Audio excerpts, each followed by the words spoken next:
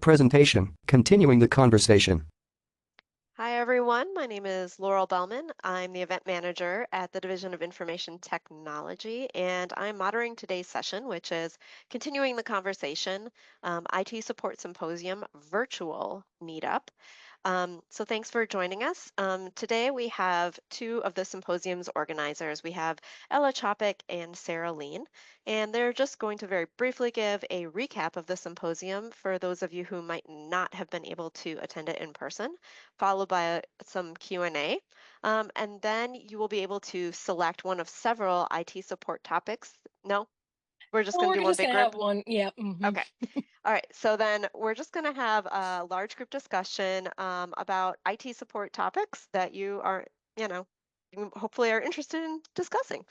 Um, and throughout the session, feel free to just pop your questions into the chat and I can read those out to Ella and Sarah. All right, with that, I will let Ella and Sarah take it away. Speaker video feed in upper right-hand corner. Welcome, everybody. Sarah, should we move to the next slide? I Slide. think yeah, perfect. All right. So today we are going to talk about the IT Support Symposium. We're going to cover a little bit about what it was like, how the day flowed. We're going to ask for any firsthand or even secondhand, if you heard from someone who attended, what their experience or your experience was. And then we're going to spend some time connecting with others, kind of like we did during the symposium here in this event. We will do maybe one support topic and then one just kind of general topic when we get there. We're adjusting on the fly for our group size. We had no idea how many people were going to attend today, but we hope you will join us in our conversation a little later. Slide. IT Support Symposium.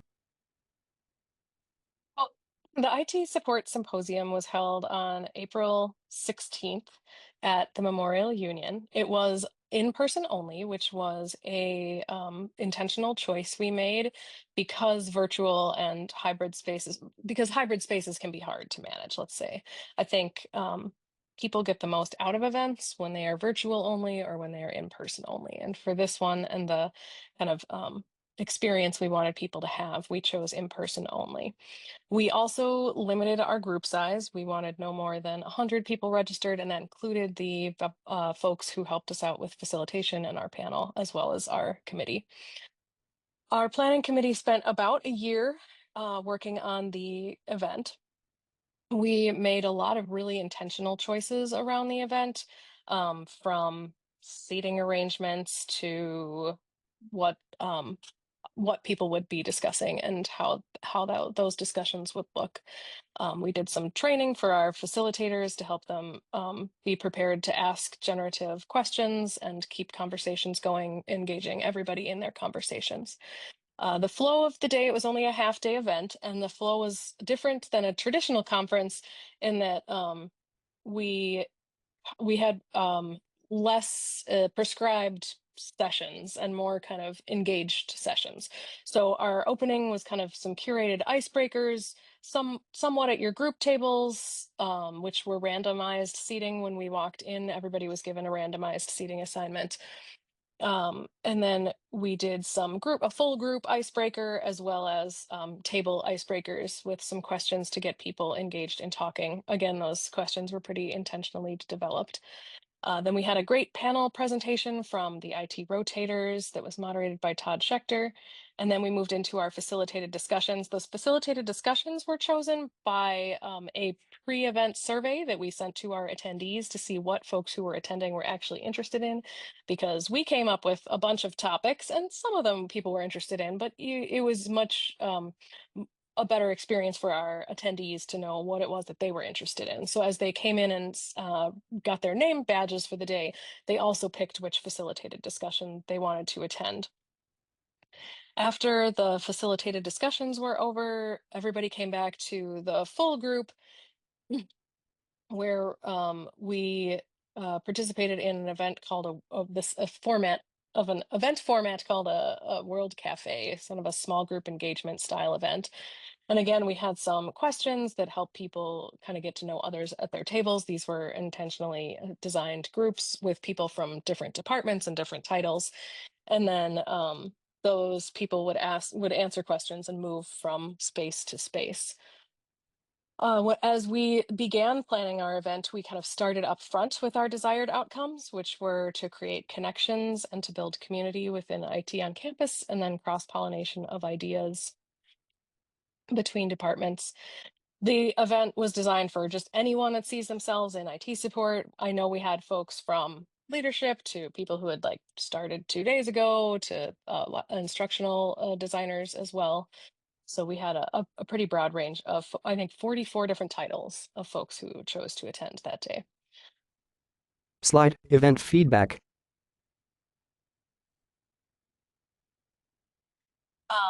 We sent out an event feedback survey after the event, and we had about a 50% return rate on that, which was amazing. People were very generous with their feedback for us, which was fantastic. 87% of folks who turned in their feedback so that they would attend another event like this. 100% either shared an idea or made a connection, and 100% brought back ideas. So that really felt like we hit our objectives on the nose there. People in their feedback really liked the ease of the discussion. We, like I said, we intentionally designed the questions and chose them to help get people talking and make people feel comfortable engaging with each other. People really did like the facilitated discussions, though wish they were longer or that they had more options or that they were more technically in depth. Ideally, next year we would like to have more technically in depth ones, especially maybe panels. When we had originally pictured the event, we saw several panels, but it was hard in that design in like the building stage to find people and develop those panels because no one had ever heard of this event before and they weren't quite sure what I was asking them. But I think now that we've gone through it once, we'll find a few more folks to sit on our panels. Because I think it'd be great if we could have like a imaging panel, right? Like people who design different imaging systems, and we could ask them questions. And you can pick which session you'd like to attend. So hopefully for next year we'll have a little bit more technical depth there. People did enjoy that in-person format. We had kind of tossed around a virtual option, but actually very few people said that they would be interested in attending a virtual event. So I really think that in-person was a big focus. So we are going to continue with the in-person format moving forward. We think if there ever were going to be a virtual one, it would need to be fully redeveloped from the ground up. If anybody was interested in doing that and wants to talk to me about it, please reach out. I would be happy to work on that with you. But at this time, we're just going to continue focusing on the in-person piece. Slide. All right. And now we would love to hear if you were there, if you attended, if you heard anything about it. We're just kind of going to open the floor up for a moment. Thanks. Please share your experiences from the IT Support Symposium or what you heard from others. I mean, I'll get the ball rolling on it.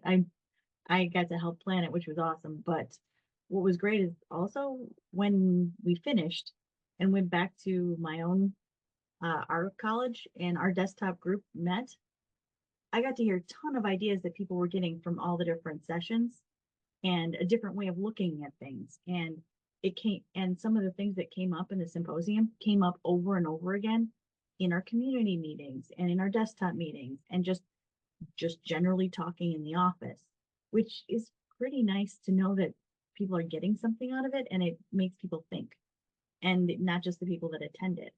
So I really appreciated that we did this, and I'm looking forward to more of our group getting to attend next year.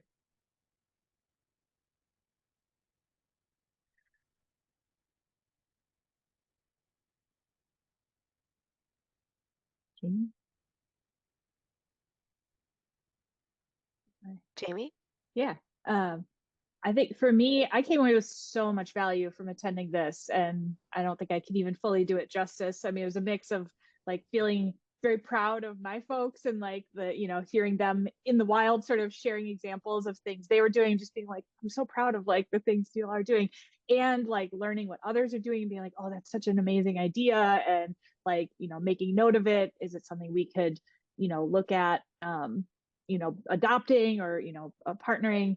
And then sort of overarching, I feel like I came away with this really like solidified sense that one of the greatest opportunities that I think this community can continue to build on together is how do we address like the continuity of experience in support services across the university. It's like, without question, everyone there was phenomenal, doing phenomenal work. And I heard so many people describe like a desire for the handoffs between groups to be smoother, or for knowledge and information to be shared, you know, in easier ways. And so I feel like I heard a lot of themes of people wanting to like tackle that opportunity area of how do we think about the people we're helping out at the university, students, faculty, staff, researchers, whoever, and like help their experience continue to improve and, you know, be guided in like a cohesive way across our incredibly complicated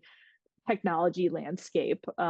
So it's a space where, as this group continues, I'm hopeful we can kind of continue to tackle those topics together and kind of collectively create solutions for the challenges that I think we're all facing.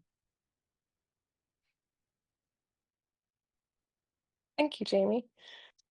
Yeah, I kind of got the idea from my involvement with SIGUX, which is a nationwide conference where folks get together and talk about, you know, IT, basically IT support and other broader IT topics.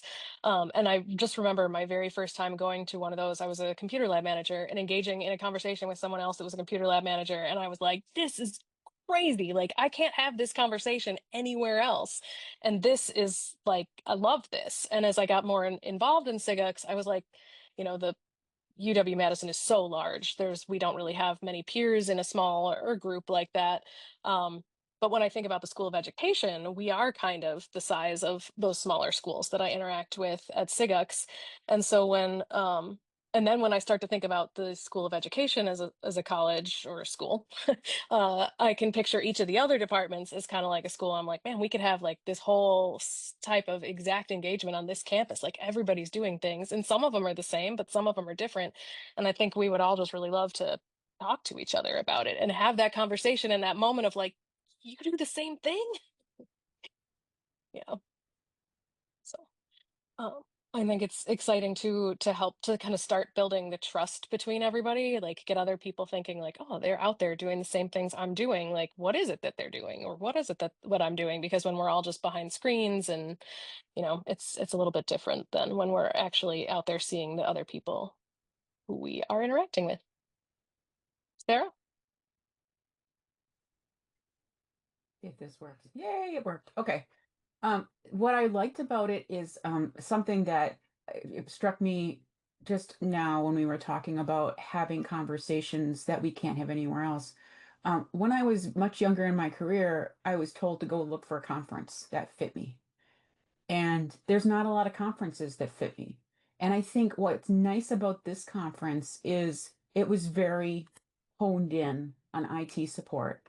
And you know, if I decided I wanted to go to EDUCAUSE, there might be sessions about IT support, but there probably wouldn't be. This was very focused. And I think it was a good opportunity to get people into that mindset and learn new things. It struck me almost like an unconference. Like, I just went to this unconference thing like 2 sessions ago about unconferences. I'm like, that's a lot like the IT support conference that we just at symposium we were just at, except the symposium was a little bit more structured. But I could see us bleeding some of the techniques from an unconference format into this too. So Cool. I'm gonna have to watch that session. I attended a different one in that time slot, but we are, you know, gonna start planning again for next year, and I'm open for new ideas and things that we can spin in to increase or better or change the way that it went. I'm not, you know, it's not like this is how it happened, this is how it will always happen. It's like, what does the space need and what else can we do?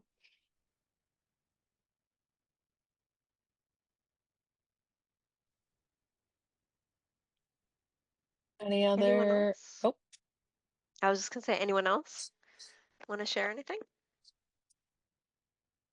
Anything anyone heard from someone else that brought you to this session today?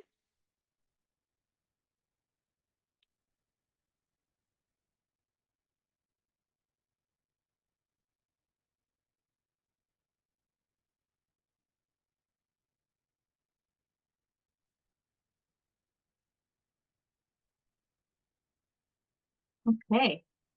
So should we launch into some discussion? So, okay. Slide, let's connect.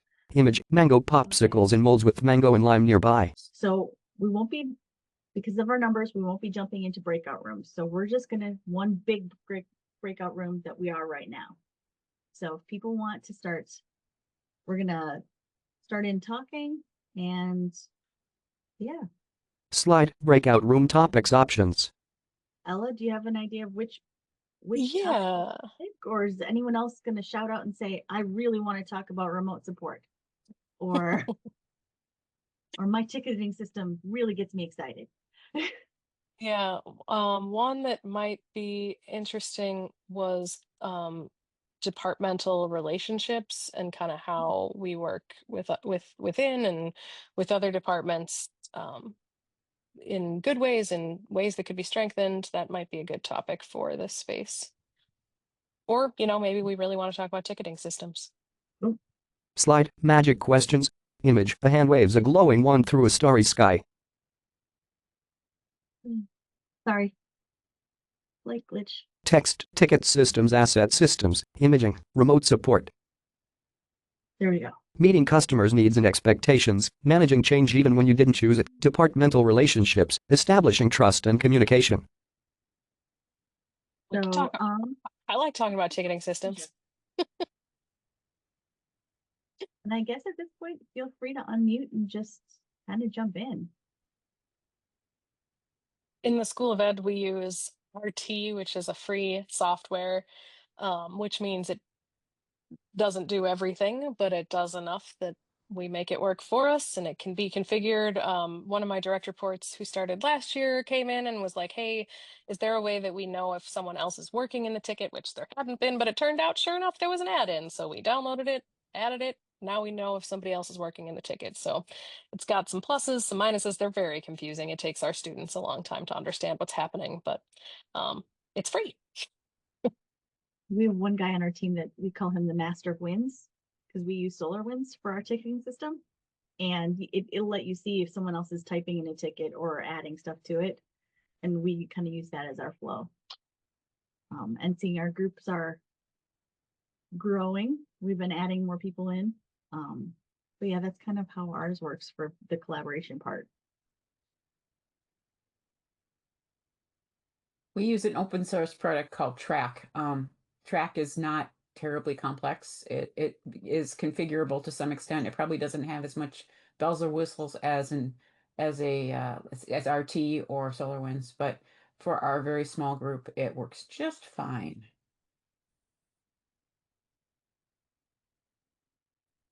And it's free. Which Free is is good. That seems to be kind of like the universal determinant.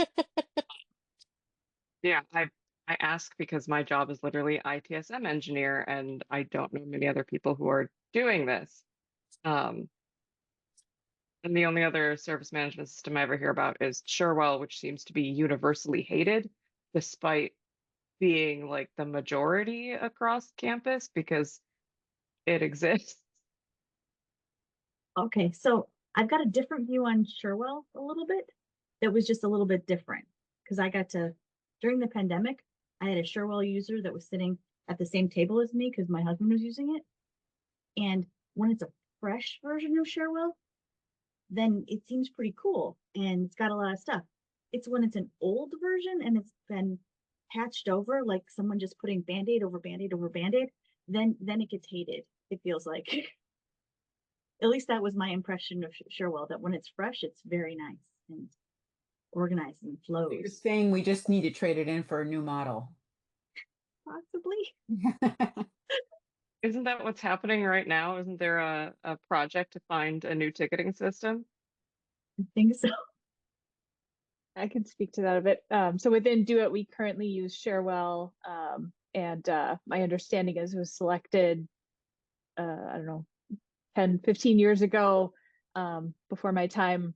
And I think it sounds like that's sort of what happened over time is the patching, the building up, the technical debt, things can accumulate. And so we do have a project because Cherwell was announced end of life The company that owns Sharewell has a different product called Avanti that is their Avanti Neurons. Sorry, Avanti is the company. Neurons is their ITSM product that'll be their sole product when they officially end of life Sharewell.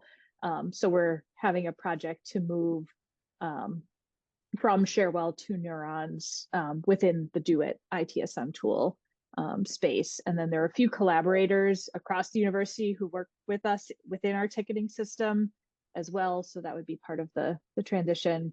But a big part of it has been looking at like how, with this opportunity to start fresh, like what is that strategic foundation of how that system gets created? How do we think about learning from the lessons of the past and what worked and what, you know, could have been better with the original implementation? And you know, there was mixed adoption and usage, and you know, some loss over time of clarity about like what is the tool and the system for, who's using it for what purpose, how do we maintain cohesion. So yeah, we'll be sort of implementing, redesigning, using it as a chance to kind of clean house procedurally as well. And then part of the interest in going with that product is the West group that'll be managing Workday is also using that UW system, and the UW system institution selected Neurons. And so, you know, keeping an eye towards the future of like, are there potential opportunities for better like cross collaboration? You know, thinking about handoffs, like all of us have that challenge of you take in a ticket somewhere, but then you need to hand it over to another team. Right now, that's generally a person to person, you know, you're sending an email, now you're out of your ticketing flow. Like, are there integration opportunities? Are there things we could think about with like more seamless handoffs, you know, maintain the continuity of information? That'll all be down the line, things to explore. First step is just get off of the system that's going end of life. But Well, if you want any advice on what not to do in a project like that, I have plenty. That's literally what I'm doing for School of Medicine and Public Health. We're consolidating way too many ticketing systems into Atlassian Cloud. And the lack of strategic planning that has gone into this was genuinely shocking to me. Like I knew I was going to be in charge of implementation, but I stupidly assumed that at some point leadership had had a discussion about a service portfolio and that maybe they knew what a service catalog was. They didn't, they don't, they still don't. So I'm creating the service catalog, which means I'm telling directors like 2 levels above me what their team is going to do, and I should not be the one doing that, but nobody else is, and you can't really do service management without services. Yeah. So don't do what SMPH did.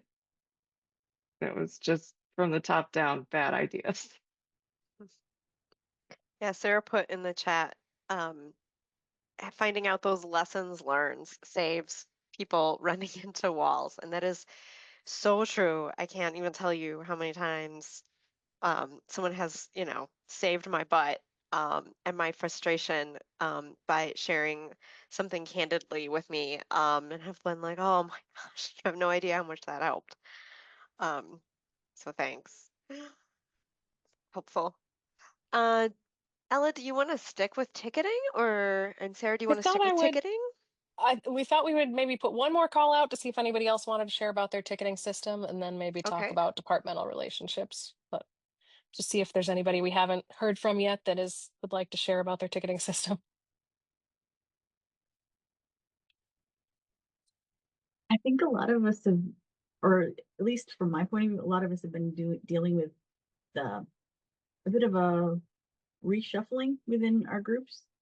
And then the ticket system becomes a whole nother thing, because a lot of times people would just Teams message you and email you, and it all worked as long as you were the only one that they were messaging.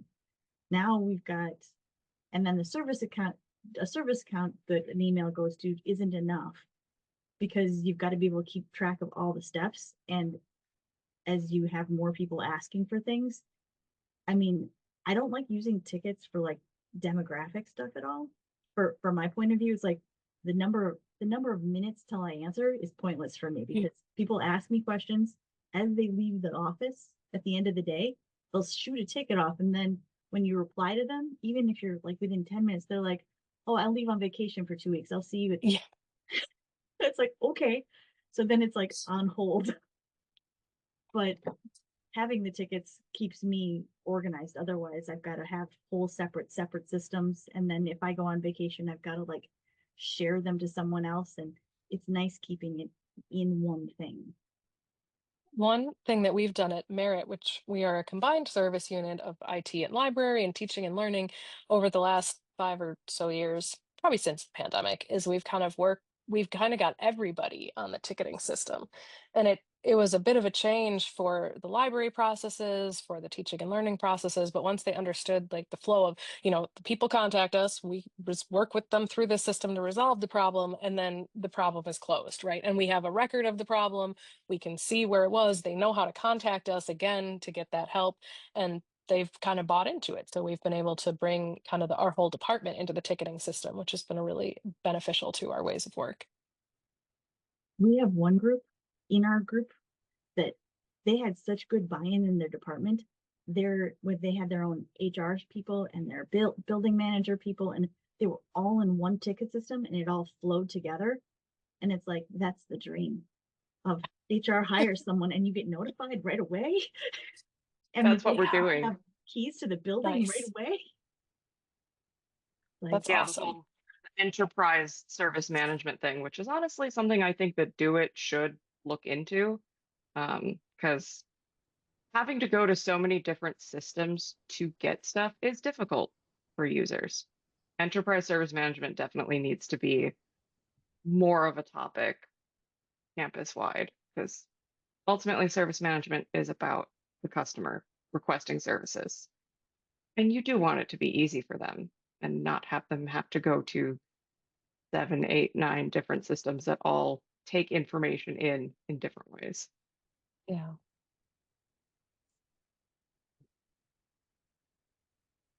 I'm curious if do others feel that, just to get like, I don't know, super informal, non-scientific sense of interest is, like, is there a broad interest in more look at like Do It offering like a enterprise ticketing service or something along those, any service needs like a whole process of designing, like what is that service, who is it for, what is it all, but um I've heard everything on the range. I've heard like, yes, Do It should have a service. You should have had a service yesterday, all the way to like, don't you dare offer a service. I have my own ticketing system. I would never use your service. So I'm just curious from this small little group of people, like where are you all at? What, just give me a sense of the world.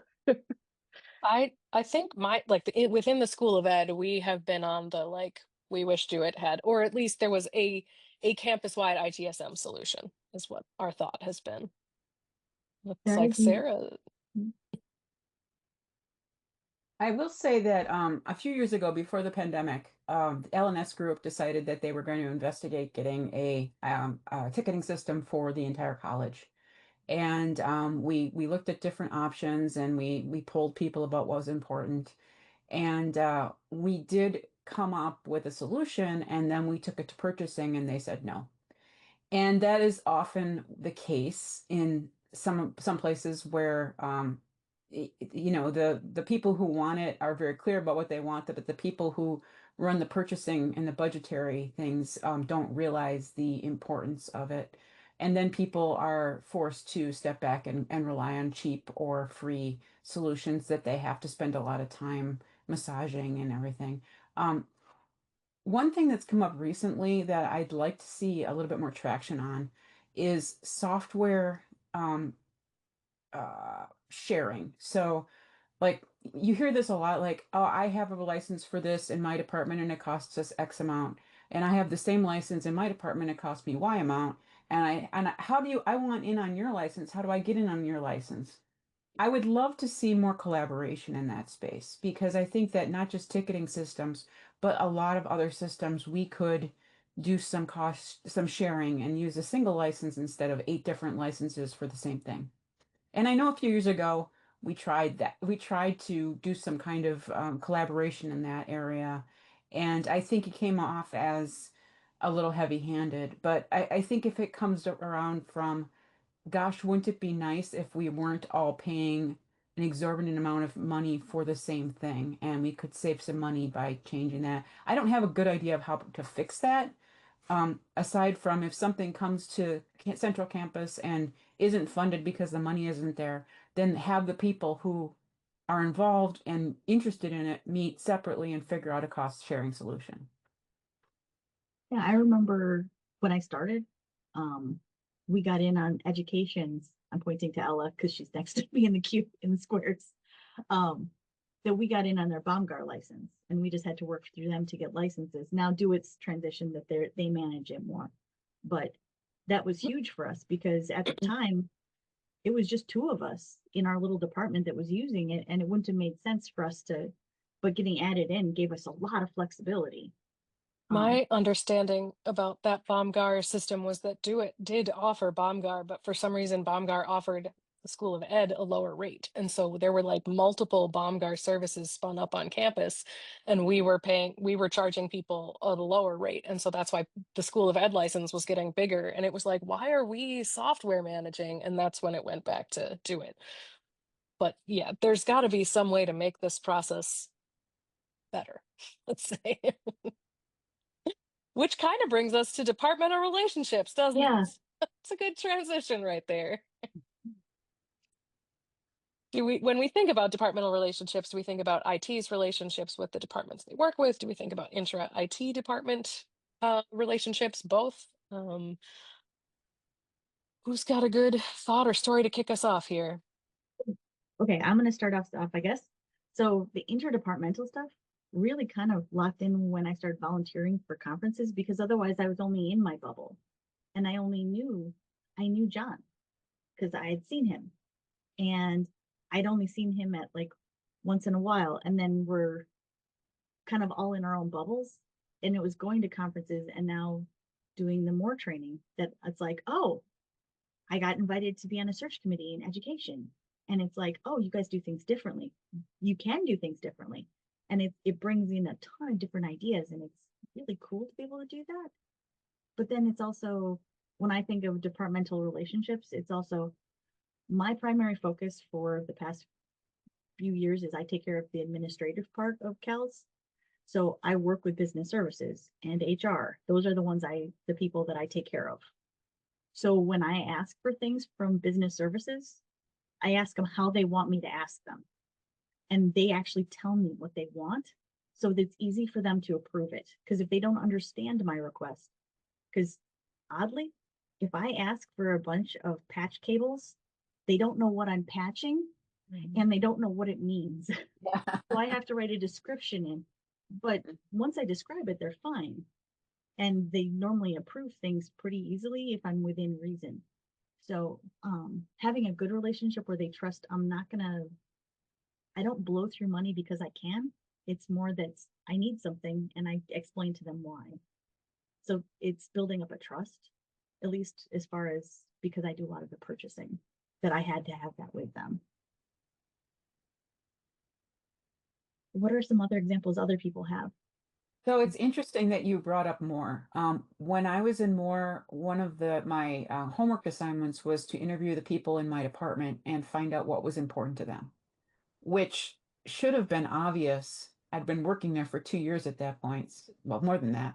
And so I went and had these conversations, and it wasn't things that I learned a lot. I learned a lot about some of uh, the touchy things about the department that I didn't realize. And it learned that I can just go and talk to anyone about anything. And so one thing that happened when we changed chairs is I sat down with him and I talked to him about what's important about being a chair. And he was surprised to hear that I advised him to not use his Gmail account for communications, you know, things like that. And and at one point they said, oh, we like Sarah because she tells us things. She talks to us. And that is, it's strange that that needs to be taught, but it helps so much to have those conversations and just be able to say, hey, I have a question about this, or you should really know about this, or you really shouldn't be using your Gmail to communicate official chair things. So, talking to the people in distributed IT's departments, you know, the professors and the instructors and whoever, really is great. Like, I feel so much more part of the department. I One I agree that talking to people really can help build trust. Um, and I am fairly introverted. I have pretty direct conversations, but when I was hiring last year, I hired two staff who are they love to chat. And it's been really great watching them go through the department and make all these connections and learn about what everybody's doing. And we get, so much better communication with our departments because they've, sat and had a 2-hour conversation with one of my direct reports about the weather or whatever, cool hobbies they have. The one will be like, oh yeah, he's got I know so and so. They've been working on this and that and all these hobbies. And I think that building of trust, even of the not work related pieces, right, is kind of what brings that like basis of communication together. Closes presentation. one thing I've always been curious about is improving the relationships between central IT and distributed IT. And IT triple C is great, but folks who are down in the trenches then are reliant upon their whoever their director to be their representative, and for great reasons, like that person, that representative, doesn't know all the minutia, and all the intricacies. And I'm curious if there's like a way that there could be more direct communication with the exact person on either end of that, to have those more technical conversations that folks in leadership, for good, again, for totally good reason, like they shouldn't have to know all of those technical details. But that's always been an interesting piece of the puzzle. I don't have any answers, but um, it's just always something I'm interested in. And it's great when, yeah, when you have people that are willing to go to the, conferences or other IT Connects events, or be a part of a community of practice where they can connect. Um, but, as we all know, I think some folks prefer to kind of be their little turtles and live in their bubbles. And how can you, say, well, if you're having, an issue with something, or if you have an opinion about the way something should be done, here's the person that you can contact and have this conversation, because maybe we can help one another out. I'm really curious about how that can be better. Not that it's bad, but there's always room for improvement. Um, so I don't know. No solutions, just thoughts, musings, I guess. So I'm part of the Dell Bundle group, and it's a bunch of different people from different parts. And there's do it people, and there's all over campus, because we're trying to come up with, like, basically also asking Dell, it's like, so you said we're getting a new doc. When does that hit the thing? When is it going to be on the premiere page? And the of like what's available for different colleges, and trying to figure out all that stuff. And it's been great being able to hear other people's stuff. And it's not stuff that our IT director does not care what version of doc we're using, that the new SD20 blah blah blah came out. Really, he does not care anymore. That's not his job. Mine is to remember, okay, now we've moved on to this model, and the naming conventions have changed, and I'm supposed to share it out to the other people in my department that care. Hmm. So that's kind of one of the things and sometimes for us, we kind of have to, there's a lot of opportunities to do things like that, but we have to delegate them out, because otherwise it's one person that not stuck, has the opportunity to go to a lot of meetings, and then they feel like they're not getting the stuff done as well. Hmm. Hmm. Um, but I love the fact that Do It Communication's been really good about like letting us know some of the stuff that's going on. It's like, oh, hey, this is going on, and trying to be able to be included. Hmm. Yeah, I wonder if, yeah, being involved in more like task force types of projects and initiatives across campus might be beneficial for folks that, yeah, they want to be in the weeds with stuff. Yeah, that's a great example, Sarah. I know from my time on campus that it's definitely knowing people who do things. But even through that, there are certain groups that they only want the official process. Like, it doesn't matter if you know them. It doesn't matter if you've spent time on a beach in the Caribbean with them. They aren't going to talk to you about it unless you've submitted that ticket. That's interesting. Very by the books. I'd have I to. guess it's one way to get through a potluck without getting interrupted. Sorry, Sarah, what were It's you okay. saying? The two Sarahs are trying to talk at the same time. Happens all the time. I think that you had a really good point about the information sharing that we get from communications, and any kind of information sharing is super important because, like, let's say that there's a wireless outage and our faculty are asking us, why is the wireless out? And we don't know because nobody's told us, because they haven't. And I think even having those ITCCC emergency meetings where they talk about nothing but the wireless outage gives us enough to say they're really trying, they're trying hard, this is the issue at hand, thank you for your patience. And it helps us not be it helps us be part of the solution, I think. And anytime that there is a situation like that, like if somebody stops in my office and says, why isn't this working? I can look at outages and saying, oh, there's an outage and they're working on it. And you can look here to see it if you are interested. So it helps us communicate with our faculty and staff, and it helps them understand that there's people who are doing that aren't us, and it really makes us all feel together in the same situation.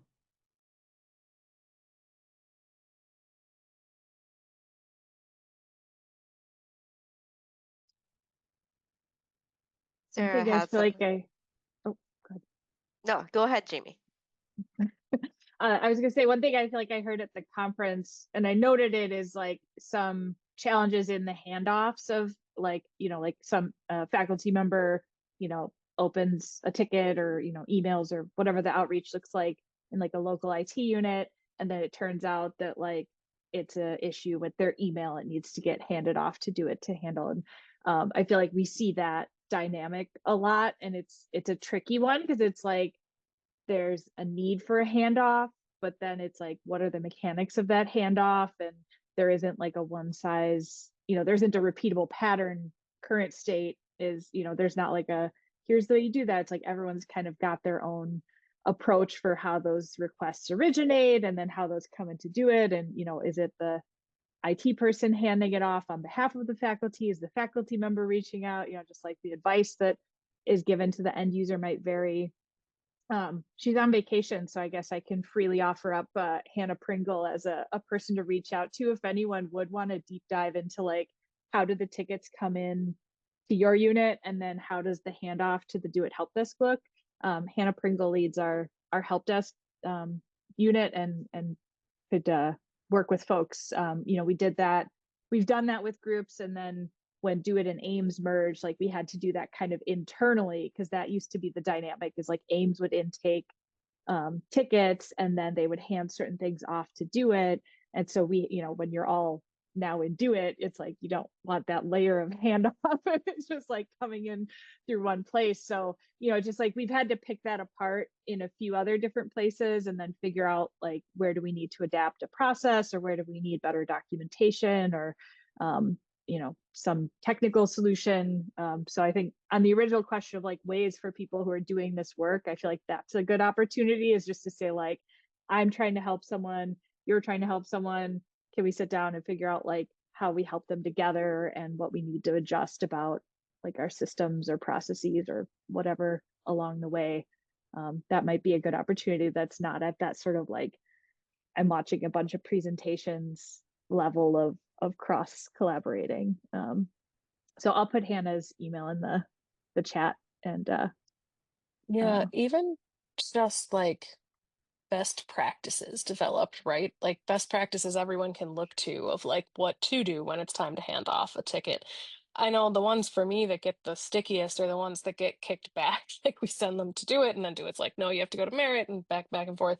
But I have worked with Jose, who helped plan the IT Support Symposium. And I'll just at this point, I'm just like, Jose, why did this one come back? And we'll talk through it. And it started to make so much more sense to how they do get kicked back to me. But like without that direct communication with Jose, I wouldn't know why they were coming back for years. yeah, we Yeah, have and a a good slide when we do kind of orientation for, we call them contract partners, the departments that contract with Do It for their help desk and departmental support kind of bundled services. And we have a slide that shows like they have a dedicated help desk team, but then certain kinds of services, certain tickets go to like those technical service teams. And so we have something that explains like, okay, for this category of stuff, you're going to get your dedicated help desk team. You've got departmental support. This is all in the MOU for what you pay for.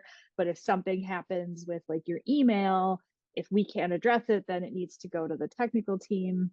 And at that point, you're in like, that's like for the whole campus. It's not just like the people who are getting that specific support. It's like a student having problems with their email, or, anyone out in the world. So it's like showing them that visual of like, this is when you go into kind of a different queue, essentially, alongside other people who are not part of this like contracted, dedicated support, and like what it can look like there. And then usually it's like we can help check in on that. We can, it's all still in the same system, but it's like you're working with a different team. You're working with like a technologist with a subject matter expertise, and it's like they have to do that work. Like we can't do it for you. So walking people through that helps, I think.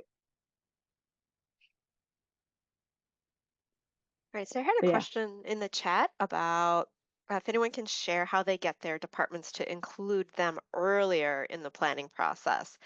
That is a tricky one, right? I want a seat at the table early, and I think we all have experience knowing that that makes a huge difference. And Sarah offered up an example. Anyone else, though?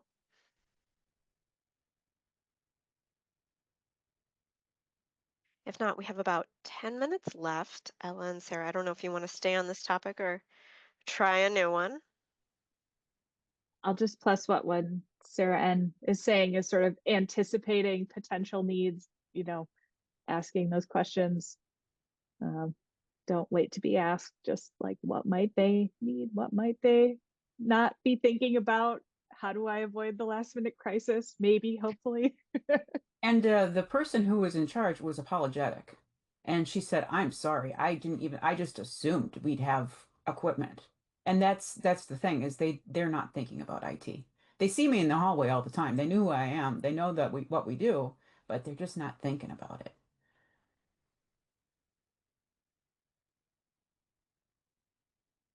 Yeah, I think for those annual things, you kind of like maybe put it on your own radar. Be like, is this coming up? But they're not always annual things. And especially in academia, we have a lot of more adjunct faculty than we used to, and so these adjunct faculty aren't necessarily around a lot. They're new. They don't know how things work. Um, they just assume they are given what they need to do, and that's it. So there's a lot of education that has to happen. It seems like my entire fall semester is just telling people how to do things. By spring, it's a little easier, but there's always something.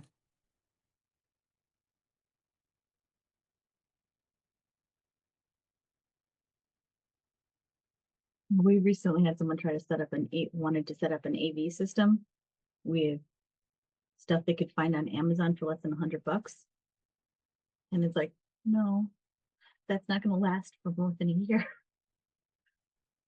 So it would have been nice to get included before they started purchasing stuff. We had one of those recently. A department came to us and they're like, "We got this beautiful smart board at Swap. Can you set it up for us?" No, no. It ran some ancient Android version. We were like, "You can only use it as a TV." Wouldn't it be great if Swap like had a way to notify people when something Yes. gets purchased? And so we're like, no.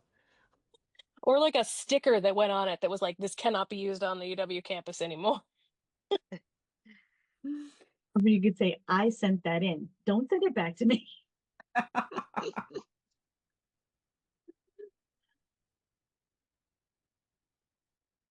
Why don't we do a magic question just to see if, okay, and I guess I'll read it off. So magic question open to everybody. What piece of technology do you secretly miss? Even if it drove you a little nuts?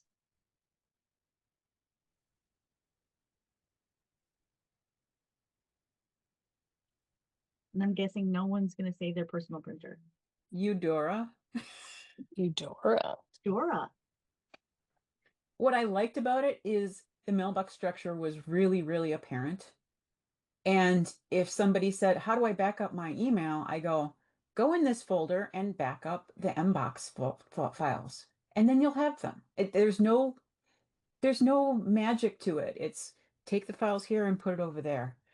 And I feel like Outlook is complicated and the other options for backing up email are complicated. And Eudora was just so nice. It was just easy. Half the reason that people are still using Apple Mail is because they used to be Eudora users and it's as close as you can get approximation.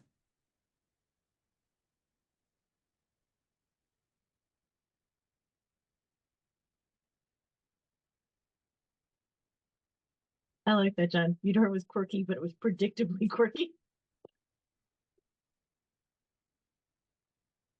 I really liked Windows ME. I know that like it wasn't many folks' favorite, but for me it was like the smoothest version of Windows I ever ran. I was disappointed when I had to upgrade to XP.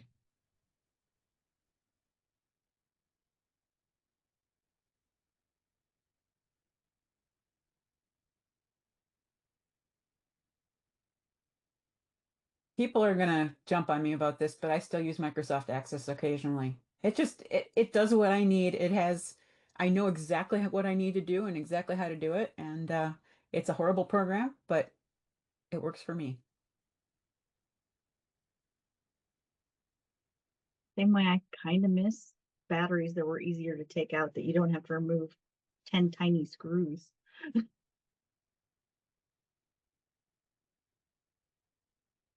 I know why we went to something smaller, but it was nice when you could just pop it out. I had to recently show a student how to remove a M.2 hard drive. Like not a hard, they're this big. I'm like, just remove the hard drive. And she's like, what hard drive? You know.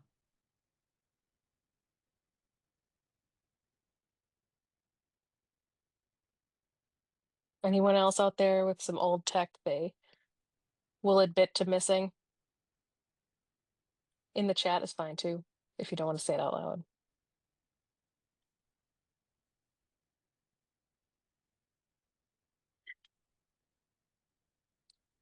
Blackberries, USB ports. Yeah, saying goodbye to the original USB port has been weird on computers, especially in the support world. Like, this used to plug into everything. I purposely just bought a computer that is chunky just so I still have Ethernet port on my laptop because I hate having to carry so many adapters for when I need to just see if just want to know if the jack works. Like, this is supposed to be done. All right. Well, we're pretty close to time. If anybody had any questions for us or thoughts or anything else they want to share, we'll just open the floor for the last few minutes, I think.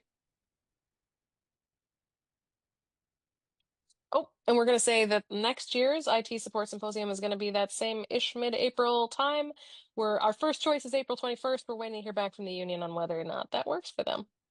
Mhm. And thank you all for joining in the discussion Yeah, and thank being you here today. thanks for continuing the conversation.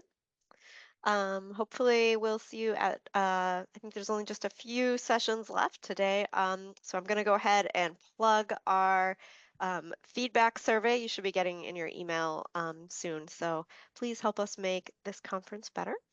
And I'm sure that Ella and Sarah would be happy to take any additional feedback you might have about the IT Support Symposium too.